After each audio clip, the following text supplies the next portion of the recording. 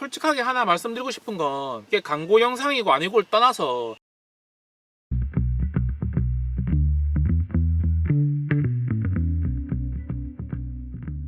안녕하세요, 반갑습니다. 덕구입니다. 점점 날씨가 더워지고 있죠. 이럴 때 우리 차박러들에게 필요한 건 뭐다? 바로 캠핑용 냉장고다. 오늘은 스미스앤스미시 아이스2고 냉장고라는 제품을 리뷰를 해볼까 해요. 근데 이 녀석을 여러분들이 딱 보자마자 드는 생각이 있을 거예요. 알피쿨 아니야? 국내 공식 수입원인 ASP 인터내셔널에서 정식 수입을 해서 한국 캠퍼들한테 판매를 하는 제품이에요. 저렴한 직구 제품보다 메리트가 있냐? 라고 생각을 하실 텐데, 외관, 내부, 성능, 직구와의 차별점, 그리고 장점과 단점을 살펴보면서 이 녀석이 직구보다 메리트가 있냐 없냐를 한번 여러분들께서 판단을 해 보시기 바랍니다. 리뷰하게 될 모델은 30리터 모델이에요. 자, 냉장고를 구매하게 되면 냉장고 본체와 사용설명서, 충전 어댑터, 차량 시거잭, 개런티 카드와 이제 브랜드 스티커, 데코용 스티커를 제공받게 되고요. 추가 구매로 이런 탈착용 배터리와 논 스크래치백을 구매하실 수가 있어요. 그러니까 한마디로 알피쿨 가방이죠. 개인적으로는 수납의 용이성도 그렇고 결로 방지를 위해서 가방은 구매를 하라고 말씀을 드리고 싶어요. 제공되는 개런티 카드를 보시면 뒷면에 QR코드가 있어요. QR코드를 통해 정품 인증을 하게 되고, 이제 그 인증을 통해서 AS 보증을 받을 수가 있게 됩니다. 자, 그러면 지금부터 이 녀석의 외관부터 한번 살펴볼게요. 가로가 586, 그리고 세로 바퀴 포함해서 378, 바퀴 제외 주광부 355mm, 그리고 높이는 365고요. 12.8kg의 꽤나 묵직한 무게를 가지고 있습니다. 자, 그리고 뒤를 보시면 캐리어 타입의 손잡이와 하단에 커다란 바퀴 두 개로 이 묵직한 냉장고를 손쉽게 끌고 다닐 수 있게 도와줍니다. 그리고 냉장고 덮개 위를 보시면 컵을 올릴 수 있는 컵홀더가 있습니다. 맥주랑 안주랑 올려가지고 간단하게 한잔 하는 거죠. 자, 그리고 오른쪽에 위치한 LCD 패널을 보시면 온도부터 전압, 그리고 배터리 상태, 그리고 차량 방전을 막기 위해서 LMH로 전압 설정까지 할 수가 있게 되어 있습니다. 아래를 보시면 USB 포트가 달려 있어서 핸드폰이나 간단한 충전을 할 수 있는 보조 배터리 기능까지도 사용할 수가 있습니다. LCD 패널 아래를 보시면 컴프레셔가 들어가 있어요. 컴프레셔는 독일산을 사용해서 최대한 소음을 줄였다고 합니다. 자, 그리고 양옆을 보시면 손잡이와 함께 앞을 보면 이게 바로 탈착식 배터리입니다. 이제 예전부터 배터리 없이 사용하던 냉장고를 1세대, 배터리가 1층으로 된 거를 2세대, 이런 식으로 탈부착이 되는 걸 3세대 냉장고라고 부르더라고요. 3세대 같은 경우에는 별도의 배터리만 구매하면 장시간 동안 별도의 전원 장치 없이 냉장고를 사용할 수 있다라는 장점도 있고요. 배터리가 고장나면 배터리만 빼서 AS를 받을 수 있다는 그런 장점이 있어요. 자, 이번에는 내부를 한번 살펴보도록 하겠습니다.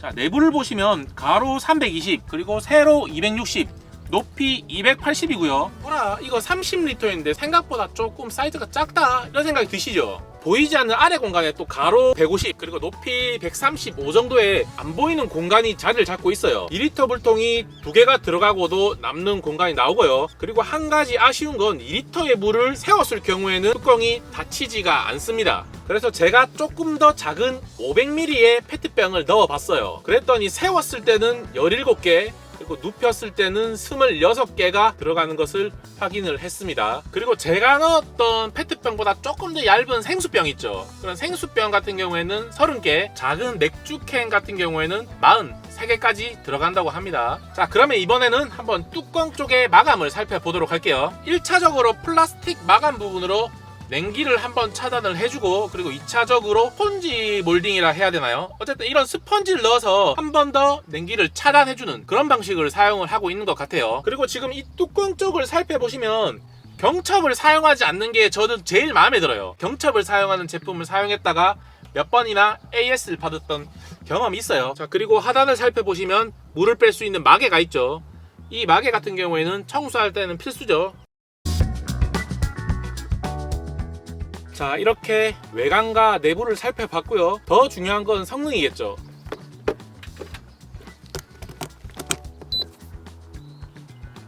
스펙상의 소비 전력은 60W인데 한 45W에서 거의 60W까지 왔다 갔다 해요. 어느 정도 변동이 있어요. 맥시멈 60W라고 보시면 됩니다. 냉장고의 설정은 영상 20도부터 영하 20도까지 설정이 가능해요. 영하 20도까지 떨어지는데 시간이 얼마나 걸릴까요? 그래서 제가 테스트를 해봤는데요. 우선 테스트 시작 전의 온도는 24도였고요. 0도까지 걸리는 데는 약 22분, 그리고 영하 10도까지는 28분.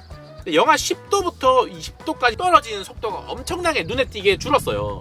그래서 영하 20도는 약 58분쯤에 도달하는 것을 확인을 할 수가 있었습니다. 근데 여기서 제가 또 궁금했던 건 이 탈부착식 배터리는 성능이 어떨까? 그래서 맥스 모드로 두고 영하 20도로 세팅해서 과연 얼마나 사용 시간이 가능한지를 테스트 해봤습니다. 오전 7시 51분이고요. 배터리는 만충 상태입니다. 돌 얼음을 넣어서 이 냉동고에 있는 배터리가 몇 시간 정도 가동이 가능한지 확인을 해보도록 하겠습니다.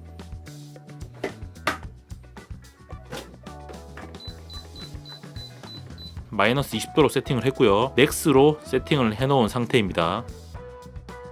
지금 현재 시간 12시 52분입니다. 멈춘 걸 보고 바로 들어왔는데 정확하게 5시간이 걸렸어요. F1 지금 로우 모드로 되어 있기 때문에 9.0V의 저전압이 뜬 거예요. 보시면 배터리도 한 칸에서 까딱까딱 하면서 방전이 얼마 남지 않았다는 것을 알려주고 있죠. 얼음 상태 역시 아주 단단하게 잘 얼어 있는 상태입니다. 자, 방금 보신 것처럼 급속 모드인 맥스 모드일 때 5시간을 사용할 수가 있었어요. 절약 모드인 에코 모드를 사용하면 조금 더 긴 시간을 사용할 수 있을 거라는 생각이 들었습니다. 자, 근데 여기서 또 중요한 게 뭐냐, 실제로 차박을 나가서 필드에서 영하 20도로 세팅을 하고 차박을 하시는 분들은 거의 안 계실 거예요. 제가 평소에 자주 쓰는 온도 세팅인 영상 1도나 2도를 사용했을 때 과연 얼마나 사용이 가능한지 이것도 테스트를 해봤습니다. 저희는 어제 1박 2일 동안 필드에서 사용을 해봤어요. 어제 저녁 11시에 지침 전에 이 시거잭을 빼고 잤어요. 전기장치가 다 차량 내부에 있기 때문에 항상 빼고 자거든요. 아침에 일어났는데 지금 현재 시간이 9시 53분, 거의 10시예요. 거의 11시간이 지났어요. 제가 깜짝 놀랐던 게 냉동고가 돌아가고 있는 거예요. 11시간이 지났는데. 지금 배터리도 한 칸이 남아있고 위에 잔량 게이지에도 아직 2칸이 남아있습니다. 이렇게 커피랑 물, 소주, 맥주, 외부 온도, 안에 내용물, 그리고 세팅 온도에 따라서 물론 배터리 시간은 많이 바뀌겠지만 현재 저희가 해놓은 세팅으로는 11시간 이상 사용이 가능했다는 점을 여러분들한테 알려드리고 싶었어요. 자, 방금 보신 영상 같은 경우에는 집에서 테스트하는 것보단 실제 필드에서 사용한 게 의미가 있지 않을까라는 생각이 들어서 영상을 삽입을 한 거예요. 이 영상에는 나오지 않았지만 제가 전날 밤 11시부터 사용을 했습니다. 뭐 혹시나 조작 같은 건 절대 없으니까 걱정은 안 하셔도 돼요. 근데 여기서 더 재밌었던 건 뭐냐면 집으로 냉장고를 가지고 들어왔어요. 봤는데 아직도 돌아가고 있는 거야. 그때 봤던 시간이 약 2시 24분이었어요. 거의 15시간 이상을 보조 배터리 하나만으로 사용을 한 거예요. 제가 이번 테스트를 하면서 느꼈던 게 뭐냐면, 아니 별도의 파워뱅크나 전기장치가 없어도 그냥 카크닉이나 1박 2일 정도는 사용이 가능하겠다 라는 생각이 많이 들었어요. 테스트 결과로 놓고 봤을 때는 만족스러운 시간이었다 라고 말씀을 드릴 수가 있을 것 같아요. 자, 그러면 이번에는 소음은 어떨까요? 컴프레셔가 한참 돌아갈 때 소음이 났다가 일정 온도에 도달하게 되면 다시 컴프레셔가 죽었다가, 제가 한번 녹음한 걸 들어보시죠.